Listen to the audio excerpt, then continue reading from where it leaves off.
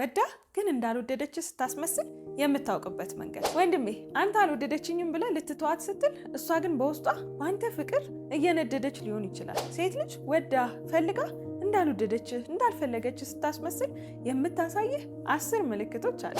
እነዚህን ምልክቶች ካየህባት በእርግጠኝነት ወዳሃለች። በተለይ ደግሞ 10ኛ ላይ ያስቀመጥኩልህ ማፍቀሯን የሚያረጋግጥልህና እንድትነግርህ የሚያደርግ ምርጥ ዘዴ። ምን እንደሆኑ ለማወቅ ካንተ የሚጠበቀው ይህን ቪዲዮ ላይክ ማድረግና እስከ መጨረሻው መከታተል ነው። አብራችሁን ቆዩ።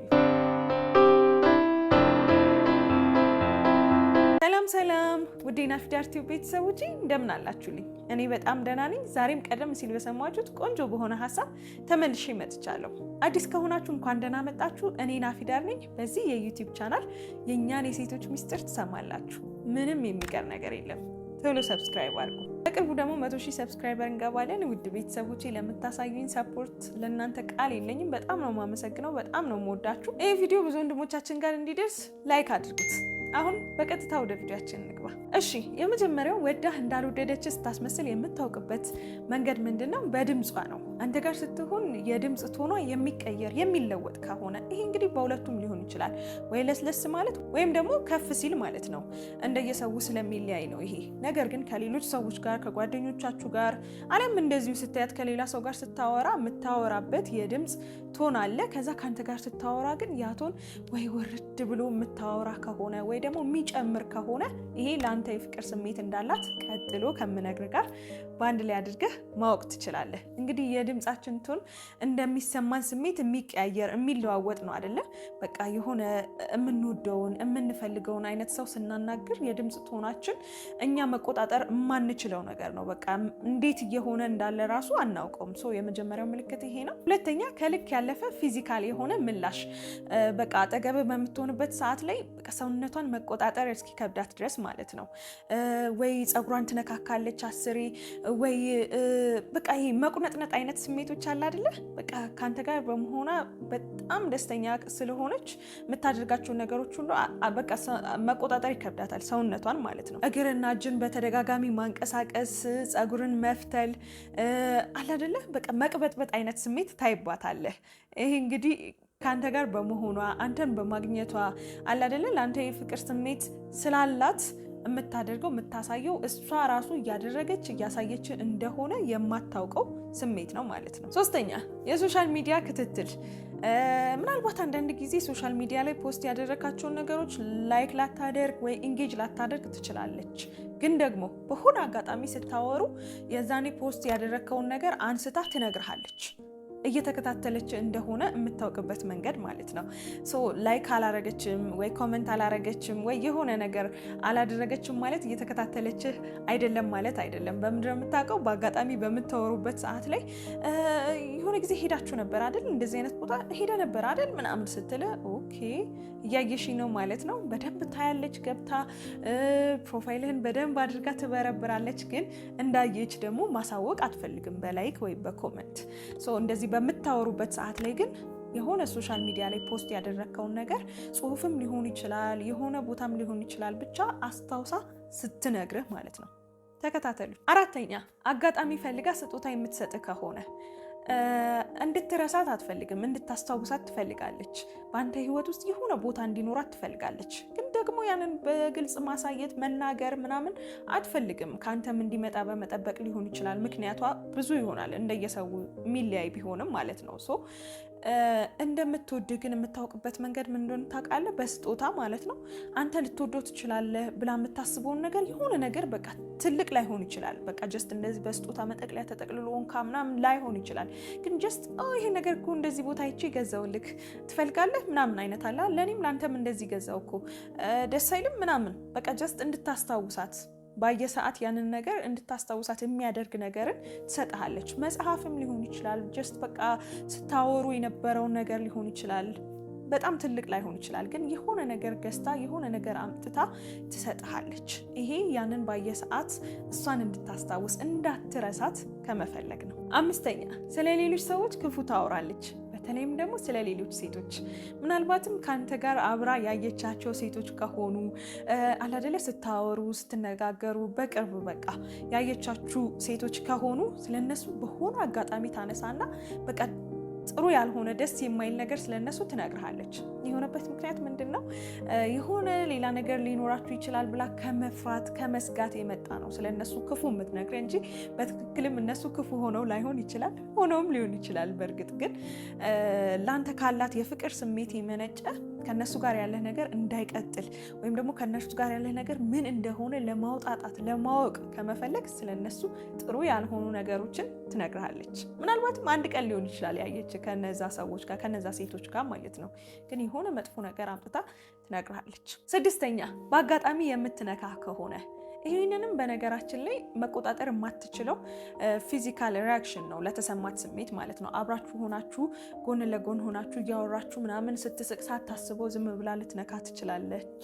በቃ እየሳቀች ነው፣ ግን ለፊዚካል ተች እኛ ሴቶች በጣም ቅርብ አይደለንም፣ ለመንካት ቅርብ አይደለንም። በጣም ኮምፈርተብል የሚያደርገን ወይም ደግሞ የፍቅር ስሜት ሲኖረን ነው እንደዚህ አይነት ነገሮችን የምናደርገው። ካንተ አጠገብ መሆን መፈለግ አለ አይደለ? ብዙ ሆናችሁ ተሰብስባችሁ ግን ካንተ አጠገብ ካንተ ጎን መሆን መፈለግ፣ ቅርብ መሆን መፈለግ ላንተ ማለት ነው። ይሄ ስትወድ ስታፈቅር የምታደርገው ነገር ነው። ምንም እንኳን ባትነግርህም ምንም እንኳን እንዳልወደደች ለአንተ ምንም አይነት ስሜት እንደሌላት ብታስመስልም ካንተ አጠገብ ኢሚዲየት ማለት ነው ካንተ ጎን መሆን የምትፈልግ ከሆነ እንደወደደችህ ቀጥሎ ከምነግር ጋር አንድ ላይ አድርገህ ማወቅ ትችላለህ። 7ኛ የድሮ ታሪኮችህን ታነሳለች። ምናልባትም በአጋጣሚ አንተ ራስህ የነገርካት፣ ምናልባትም ከሌላ ሰው የሰማችው በቃ የሆነ ታሪክ ሊኖር ይችላል። ታነሳዋለች፣ በፍጹም አትረሳውም።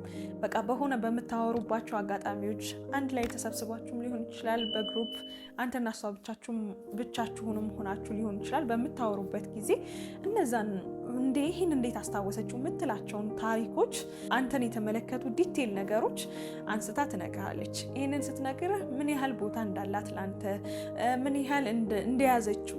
ምክንያቱም ብዙ ነገሮችን እኮ እንረሳለን የማንፈልገው በተለየ ሁኔታ ቦታ ያልሰጠነው ሰው ከሆነ በጣም ኢምፖርታንት የሆኑ ነገሮችንም እንረሳለን። አይደለም እንደዚህ ጥቃቅን ዲቴይሎችን ልናስታውስ ይቅርና ማለት ነው።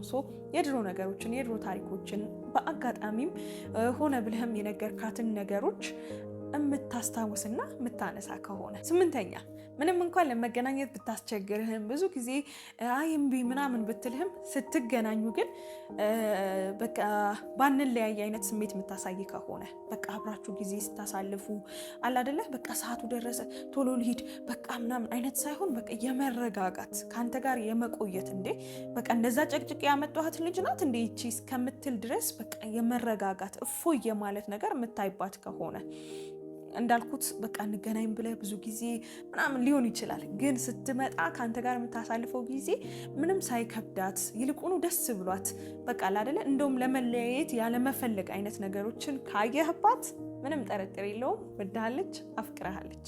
9ኛ አማራጮችን ትጠይቃለች ወይም ደግሞ ታወራለች ስለ ሌሎች ሴቶች። አንተማ በዙሪያ ብዙ ሴቶች አሉ፣ ገሊትም አስተያየቷ ያስታውቃል፣ ትወድሃለች ምናምን እያለች በቃ በአንተ ዙሪያ ያሉ ሰዎችን በጠቅላላ ማጣራት ትፈልጋለች። በቃ አሁን ላይ ያለህበትን ሁኔታ ለማወቅ በቃ በተደጋጋሚ ማለት ነው። አንዴ ብቻ ሳይሆን ይሄንን በተደጋጋሚ ትጠይቃለች፣ በተደጋጋሚ ለማጣራት ትሞክራለች። በዙሪያ ስላሉ ሴቶች ማለት ነው።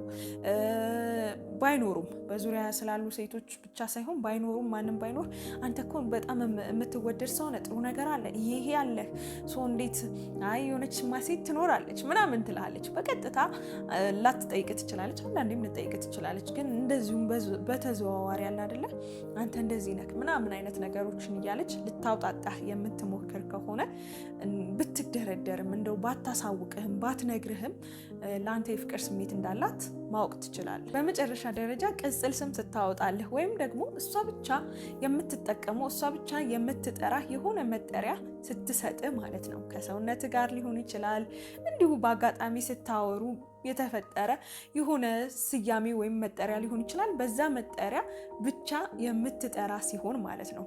ይሄ ለሰዎች አዲስ ስም መስጠት አለ አይደለ ብዙ ርቀት መሄድን የሚጠይቅ ነገር ነው። በተለይም ደግሞ ስትወድ ስታፈቅርህ ማንም የማይጠቀመውን እሷ ብቻ የምትጠቀመውን የራሷን ስም ፈጥራ በዛ ስም ስትጠራ ምክንያቱም አዲስ ነገር እኮ ነው አይደለ የምትለማመደው ምናምን ብቻ የፍቅር መገለጫ ነው ይሄ።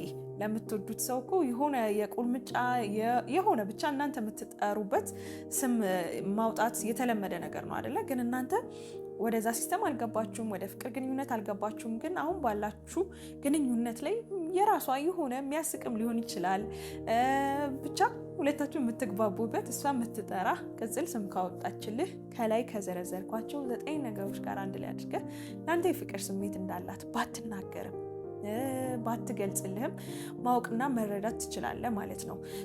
እነዚህ ነገሮች ካወቅና ከተረዳህ በተለይም ደግሞ 10ኛ ላይ ያለው አንተም ብቻ የምትጠራበት ኒክኔም ስታዘጋጅልህ በደንብ እርግጠኛ የሚያደርግ ነገር ነው። ምክንያቱም አላደለ ካልወደዳችሁት ሰውን አይደለም አዲስ ስም ልታወጡለት አይደለም በዛ ስም ስራዬ ብላችሁ ልትጠሩት ይቅርና የራሱም ስም በተለየ ሁኔታ ትዝ ላይላችሁ ይችላል ላይለን ይችላል ሴቶችም እና በዚህ ልክ የሆነላችሁ ሰው በዙሪያችሁ ካለ የሆነችላችሁ ሴት ካለች ለእናንተ የፍቅር ስሜት እንዳላት እርግጠኛ መሆን ትችላላችሁ። ስለዚህ ትክክለኛውን ጊዜ ትክክለኛውን ሰዓት አጋጣሚዎችን በመጠበቅ የፍቅር ስሜታችሁን መግለጽና ወደ ፍቅር ግንኙነት ለማሳደግ እንግዲህ ቀጣዩን እርምጃ መጓዝ ትችላላችሁ ማለት ነው። የዛሬው ቪዲዮ ይህንን ይመስል ነበር። እንዴት አገኛችሁት? እስኪ ኮመንት ላይ ሀሳብ አስተያየታችሁን አስቀምጡልኝ። እዚህ ድረስ ካያችሁት በጣም ወዳችሁታል ማለት ነው።